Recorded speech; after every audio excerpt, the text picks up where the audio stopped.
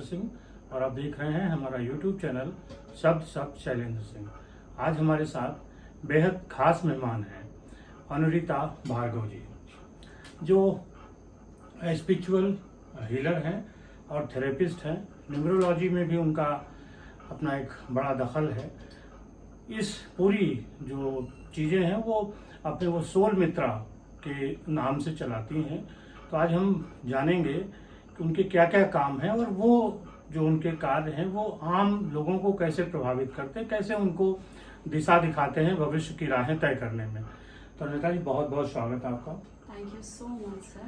सबसे And पहले thank you so much for giving me this opportunity. सबसे पहले तो आप अपने बारे में बताइए कि सोल मित्रा के साथ आप क्या क्या चीज़ें ऐसी कर रही हैं जो लोगों को उनकी भविष्य तय करने में मदद करता है। जी, बेसिकली हम लोग सोल मित्रा एक फर्म है जिसके अंडर हम लोग हीलिंग मोडालिटीज़, एजुकेशन और कई सारी हीलिंग मोडालिटीज़ पे काम कर रहे हैं, जैसे कि न्यूमरोलॉजी है, हिप्नोथेरेपी है, मेटाफर है और इसी के साथ थीटा हीलिंग है, इंट्यूटिव टैरो कार्ड रीडिंग है और रेकी है, क्रिस्टल हीलिंग है, हर्ब्स एंड जो आपके ऑयल्स आते हैं उससे हीलिंग्स हैं। साथ में we are working on your brain, subconscious mind और the conscious mind, because we believe, जैसे लोग बहुत ज़्यादा जाते हैं एस्ट्रोलॉजर्स के पास या बाकी लोगों के पास एंड दे वांट प्रिडिक्शंस, और हम ये बोलते हैं कि future is just a possibility, और उस पॉसिबिलिटी को आप कभी भी कैसे भी अपने ब्रेन से, अपने सबकॉन्शियस माइंड से चेंज कर सकते हैं। So we are working on your chakras, on your subconscious mind. ये जो कई अलग अलग तरीके हैं उनमें क्या क्या है, और थोड़ा दर्शकों को उनके बारे में बताइए कि क्या क्या चीज़ें किन किन चीज़ों में महत्वपूर्ण होती हैं। जी बिल्कुल, जैसे इंट्यूटिव टैरो कार्ड रीडिंग मैं करती हूँ। Intuitive tarot card reading basically हमने जो शुरू की थी वो हमने एज अ हीलिंग शुरू की है, जिसमें हम ये कहते हैं कि जब हम आपके कार्ड्स ओपन करते हैं हम आपके कोर इशू पे जाने की कोशिश करते हैं, बिकॉज वी बिलीव कि आपके पास जो भी इशू आया है उसका कहीं ना कहीं इमोशनल कनेक्शन होगा, चाहे वो फिजिकल हो, चाहे वो मेंटल हो, चाहे आपके फाइनेंसेस से रिलेटेड हो या आपका कोई थॉट प्रोसेस हो, वो आपको कहीं ना कहीं आपके इमोशन से रिलेट करता है। तो हम कोर इश्यूज पे जाके उसको वहाँ से हील करने की कोशिश करते हैं। If we talk about reiki is all about symbols के साथ हम हील करते हैं। उसमें हम डिस्टेंट भी कर सकते हैं और सामने आमने भी कर सकते हैं। That works on your chakras also, और सब कुछ इंक्लूड करता है।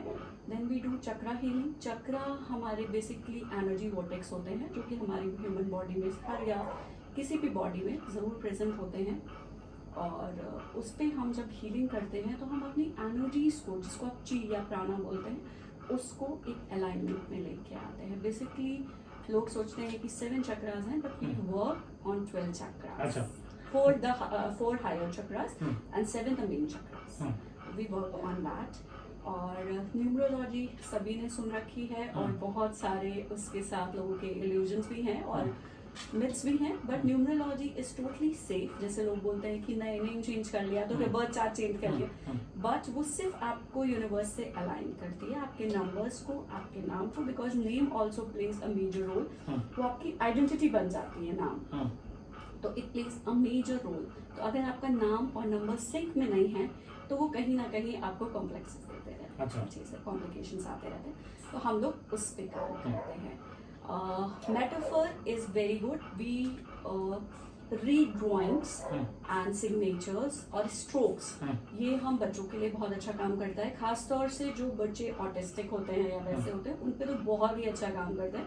बाकी एडल्ट्स पे भी करता है, सब पे भी करता है। इससे भी हम हीलिंग्स में ले जाते हैं। फिर आपकी पास्ट, प्रेजेंट और फ्यूचर की हीलिंग होती है। और बाकी चक्रा बैलेंसिंग और वो मैंने आपको बता ही दिया।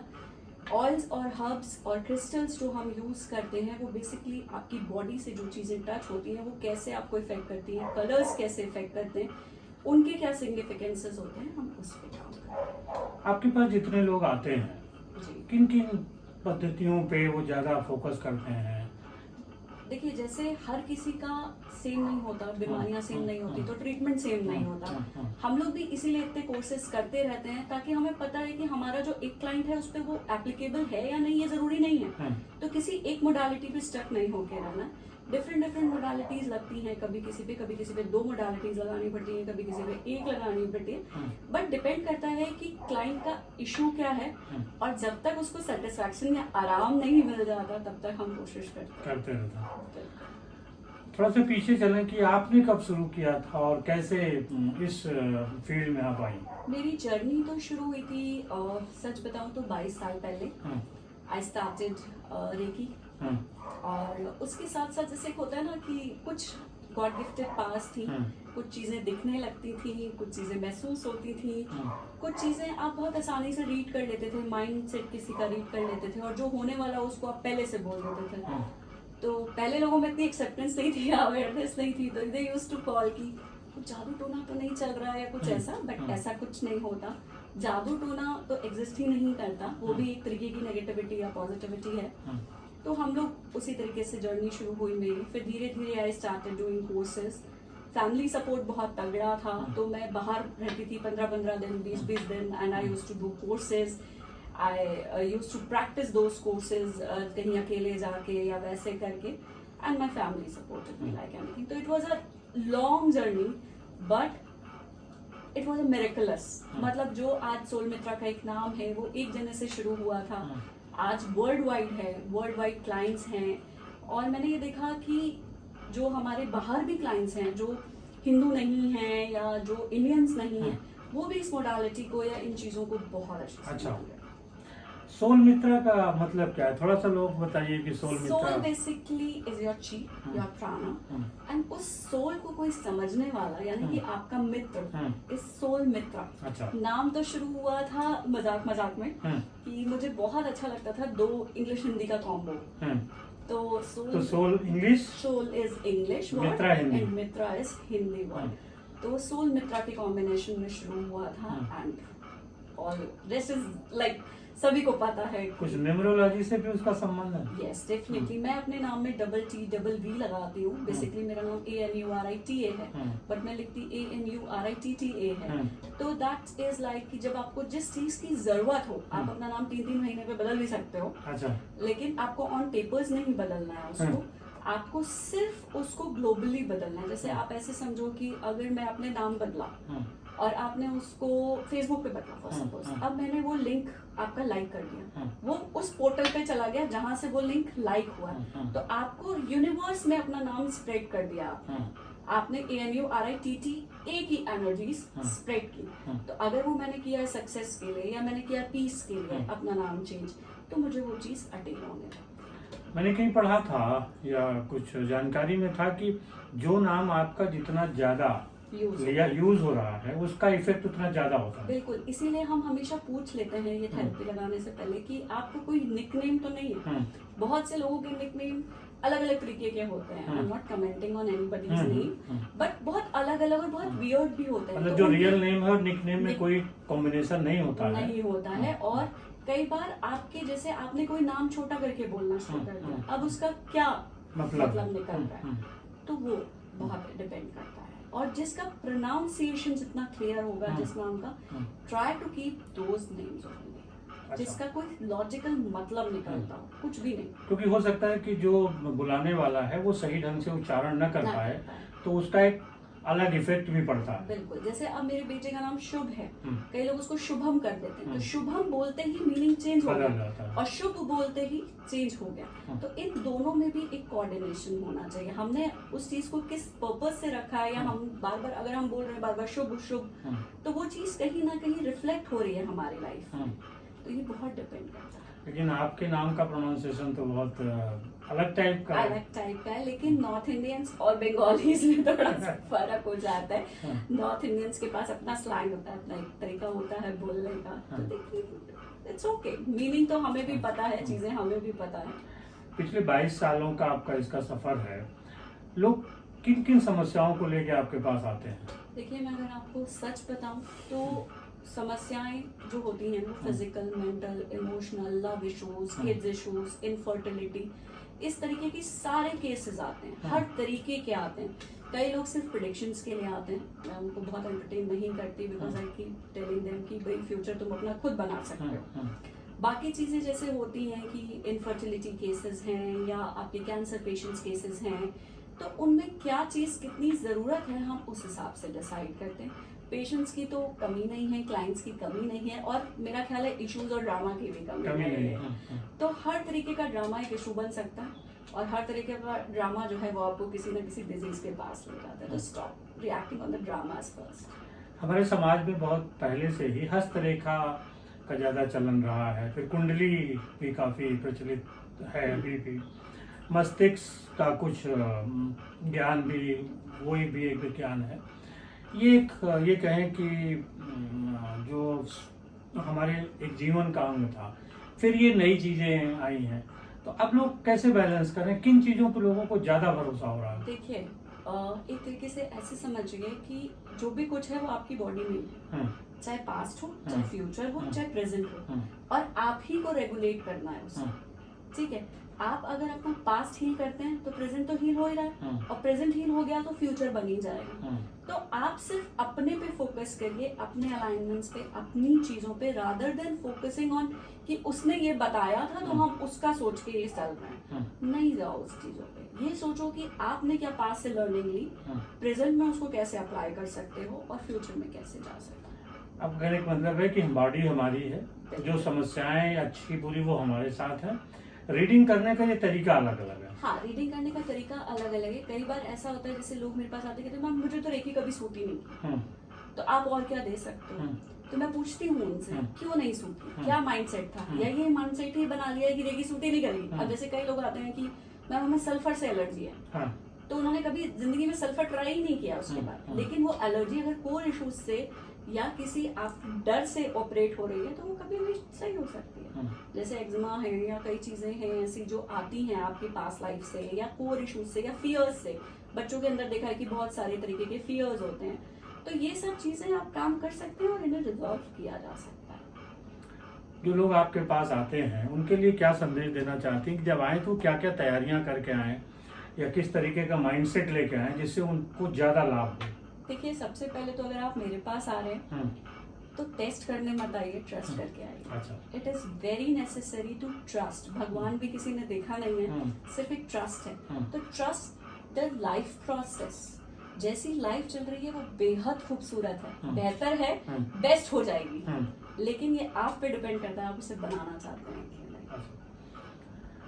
हाँ, हमने जहाँ तक देखा है तमाम जो ज्योतिष या इन सब विद्याओं के जो जानकार लोग हैं उनका अपना एक अलग और स्टाइल होता है। आपको देख के लोगों को क्या प्रतिक्रिया होती है? ये तो मॉडर्न टाइप के बाबा है।